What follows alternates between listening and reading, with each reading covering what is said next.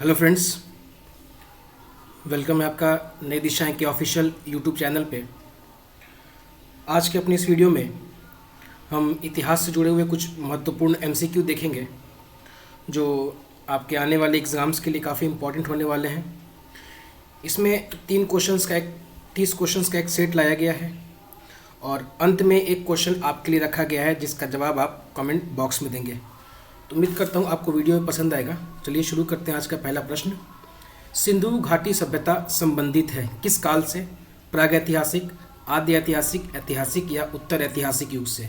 तो मैंने आपको बताया था कि सिंधु घाटी सभ्यता जो है वो आद्य ऐतिहासिक है, क्योंकि इस समय जो लेख मिले हैं, जो लिपियाँ मिली हैं वो तो है, लेकिन उन्हें पढ़ा अभी तक नहीं जा सका है, इसलिए सिंधु घाटी सभ्यता को आद्य ऐतिहासिक काल में रखा गया है।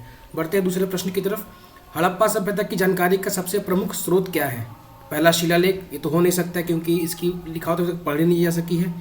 पक्की मीटों की मोहरों का अंकित लेख, पुरातात्विक खुदाई या उपरोक्त सभी? तो ए और बी, क्योंकि ये आद्य ऐतिहासिक काल के हैं इसलिए ये तो दोनों ऑप्शन होंगे नहीं, तो आपका आंसर क्या हो जाएगा? ऑप्शन नंबर सी, पुरातात्विक खुदाई। हड़प्पा सभ्यता की खोज किस वर्ष की गई थी? तो हड़प्पा सभ्यता की खोज 1921 में की गई थी। किसके द्वारा? राय बहादुर दयाराम साहनी के द्वारा।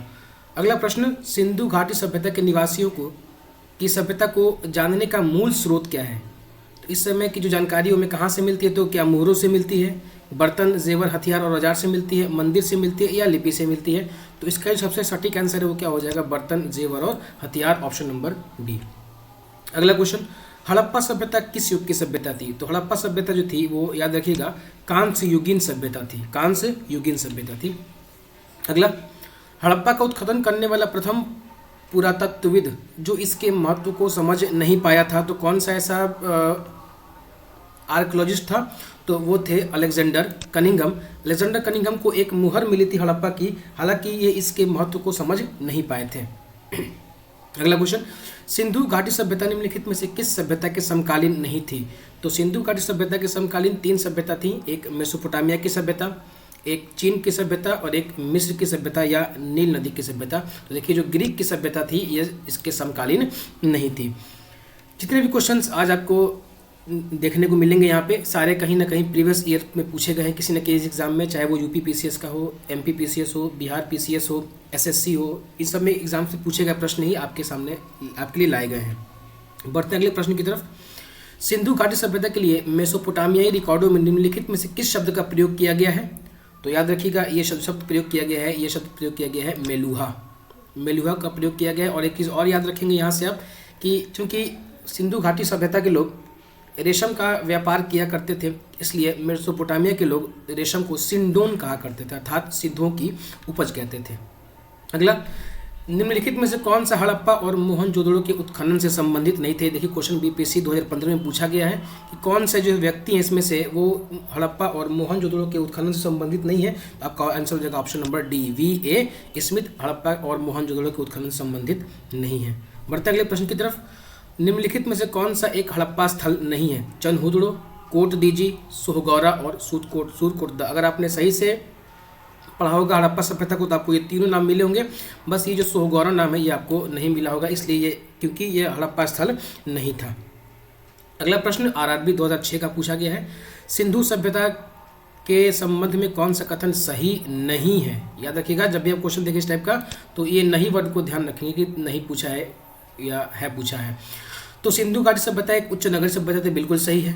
लोगों को लोहे की जानकारी नहीं थी, ये भी बिल्कुल सही है। यह कहना कठिन लगे कि लोग किस प्रजाति से संबंधित है, ये भी बिल्कुल सही है। प्रोटो ऑस्ट्रेलियाड थे या प्रोटो मंगोलियाड थे, कहाँ से आए थे इसके बारे में सही कहा नहीं जा सकता है। लोगों को कृषि के बारे में जानकारी नहीं थी, ये कथन गलत है, ठीक है। और यही पूछा कि आपसे कौन सा कथन सही नहीं है, तो ये कथन सही नहीं है क्योंकि सिंधु घाटी सभ्यता के लोग 9 तरह के, ऐसा उल्लेख मिलता है कि 9 तरह के अनाज उपजाया करते थे। आगे बढ़ते हैं। हड़प्पा सभ्यता का विस्तार कहाँ था? ये एसएससी 2011 में पूछा, तो काफ़ी आसान क्वेश्चन है। पंजाब, दिल्ली, जम्मू कश्मीर यहाँ तो था ही, राजस्थान, बिहार में नहीं था, बंगाल, उड़ीसा यहाँ सब में नहीं था। पंजाब, राजस्थान, गुजरात, उड़ीसा और बंगाल यहाँ दिल्ली में नहीं था, यहाँ बिहार, बंगाल, उड़ीसा में नहीं था, यहाँ उड़ीसा और बंगाल में नहीं था। यहाँ ऑप्शन देखेंगे पंजाब, राजस्थान, गुजरात, उत्तर प्रदेश, हरियाणा, सिंधु और बलूचिस्तान, ये सब जो जगह है ऑप्शन नंबर डी में जो स्थान लिखे गए हैं इन सब जगहों पर हड़प्पा सभ्यता का विस्तार था। आगे बढ़ते हैं, शोर्तगोई किस देश में है? तो शोर्तगोई और मुंडीगौक ये दोनों अफगानिस्तान में है, जो हड़प्पा सभ्यता के उत्तरतम बिंदु हैं। तो शोर्तगोई पूछा है किस देश में से संबंधित है, तो याद रखिएगा शोर्तगोई अफगानिस्तान में है। शोर्तगोई और मुंडीगौक ये दोनों अफगानिस्तान में है, जो सिंधु सभ्यता के उत्तरतम बिंदु हैं। आगे बात करते हैं, मोहनजोदड़ो निम्नलिखित में से कहाँ पर स्थित है? मोहनजोदड़ो का अर्थ क्या होता है? सबसे पहले तो ये जानेंगे, आप जानते होंगे मोहनजोदड़ो का अर्थ होता है मृतकों का टीला, और यह है कहाँ? तो सिंध प्रांत में है, सिंधु नदी के किनारे। ये क्वेश्चन MPPCS 2012 में पूछा गया है। अगला क्वेश्चन, सिंधु सभ्यता के विकसित अवस्था में किस स्थलों से घरों में कुओं के अवशेष मिले हैं? किस घरों में कुओं के अवशेष मिलेंगे? तो मोहनजोदड़ो से कुओं के अवशेष प्राप्त हुए। ये क्वेश्चन UPPCS 2004 में पूछा गया है। अगला क्वेश्चन, मोहनजोदड़ो का सबसे बड़ा भवन कौन सा है? मोहनजोदड़ो का जो सबसे बड़ा भवन है वो कौन सा है? याद रखिएगा अन्नागार। जो यहाँ से अन्नागार प्राप्त हुआ है ये यहाँ का सबसे बड़ा भवन है। ये SSC 2018 का पूछा हुआ क्वेश्चन है। अगले क्वेश्चन की बात करें तो ये क्वेश्चन CDS 2018 में पूछा गया है। जब मैंने CDS दिया था 2018 में, तो मुझे ये प्रश्न वहाँ मिला था। तो यहाँ क्वेश्चन क्या है, हड़प्पा स्थल कोट दीजिए उस सभ्यता के निम्नलिखित में से किस प्रमुख स्थल के समीप है? मतलब सीधा सीधा मतलब है कि जो 4 ऑप्शन दिए गए हैं, इन 4 ऑप्शनों में सबसे नज़दीक कौन था कोट दीजी के? तो याद रखिएगा सबसे नज़दीक था वो था मोहनजोदड़ो। मोहनजोदड़ो हड़प्पा स्थल कोट दीजी के सबसे निकट में था। अगला, सिंधु घाटी सभ्यता में कालीबंगा निम्नलिखित में से किस लिए प्रसिद्ध था? कालीबंगा जो था वो किस लिए प्रसिद्ध था? तो याद रखिएगा कालीबंगा से हमें कई मिट्टी के पात्र मिले हैं, इसलिए ये सिंधु घाटी सभ्यता का जो स्थान था कालीबंगा, ये मिट्टी के पात्र के लिए प्रसिद्ध था। बढ़ते हैं अगले क्वेश्चन की तरफ। धौलावीरा किस राज्य में है? ये UPPCS 2010 में क्वेश्चन पूछा गया है। तो धौलावीरा किस राज्य में है? तो काफ़ी आसान क्वेश्चन है। धौलावीरा जो है वो गुजरात राज्य में स्थित है। अगले प्रश्न की तरफ बढ़ते हैं, निम्नलिखित में से कौन सा स्थल घग्गर एवं उसकी सहायक नदियों घाटियों में स्थित है? ये क्वेश्चन RAS में पूछा गया है 2010 में। तो घग्गर अगर आप जानते हैं घग्गर नदी किनारे के और आसपास का क्षेत्र याद रखिए, तो हरियाणा के आसपास का क्षेत्र है।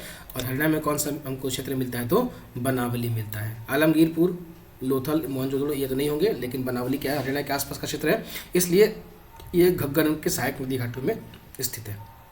अगले क्वेश्चन की तरफ बढ़ते हैं, निम्नलिखित में से कौन सा स्थल सिंधु घाटी सभ्यता से संबंधित नहीं है?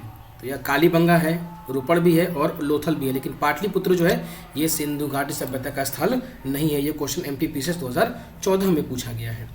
लोथल किस नदी के किनारे अवस्थित था?